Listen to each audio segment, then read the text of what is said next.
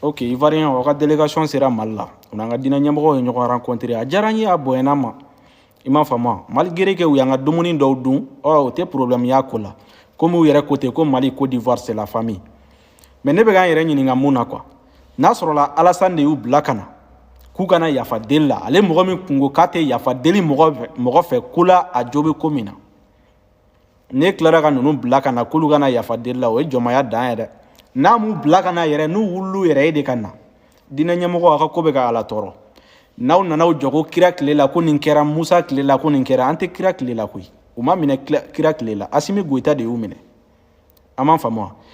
Ivoirien ka sɔrɔsiw libéré bɛ Ivoirien yɛrɛ de bolo a tɛ Malien bolo a tɛ Assimi bolo parce que Assimi ko dɔrɔn de u ka bɔ k'u jɔ publiquement ka yafa deli Malien fɛ minnu bɔra ka u ka poubelle minnu bɔra k'an fana ba neni u ka microbe minnu bɔra k'an baw neni k'u ka bɔ ka yafa deli k'a yira olu de kun jo t'a la u bagara ma k'an fana baw neni fu la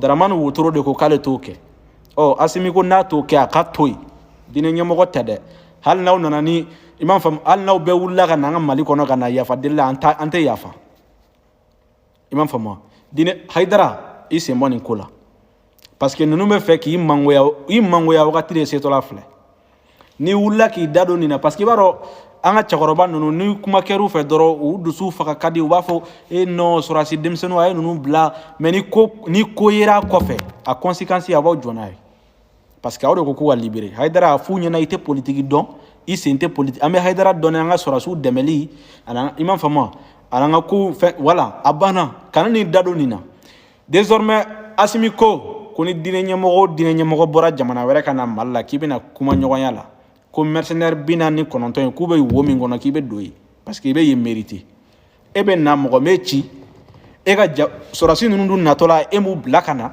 ima bu na wati kala mais ni e jomaya dew imam fama mais jamana mi yɛrɛ polisi bɛ ka force spéciale minɛ e man k'o jamana bonya wa f'e b'i sigi k'o jamana fana banni ni ye jɔnmaya dan ye dɛ an ka Karimu ninnu bɛ yen a fɔra ko k'u bila ka na olu ma na aw diinɛ ɲɛmɔgɔw ma kuma o la dɛ dɔw wulila Mali la ka t'i da Côte d'Ivoire k'ale de ye Mali président aw diinɛ ɲɛmɔgɔw ma foyi fɔ o la ko fo mercenaire 49 u libérali ka d'anw yɛrɛ ye o imam fama parce que walidenw de don u baw mago b'u la u musow mago b'u la a ka d'an yɛrɛ ye u ka libéré mais aw ka président a bɛ min na dɛ an bɛ fɛ k'a yira la de Mali tɛ batɛmɛ sira ye Assimi mago b'o dɔrɔn de la k'a yira la Mali tɛ batɛmɛ sira ye n'a ma bɔ ka excuse a tɛ libéré bi u tɛ libéré ne de y'a fɔ i m'a faamu wa n ka cɛ ala danden ye sari sata bɔndɔ ye sara bɔndɔ ye bɔma n ka pale one love à vous tous.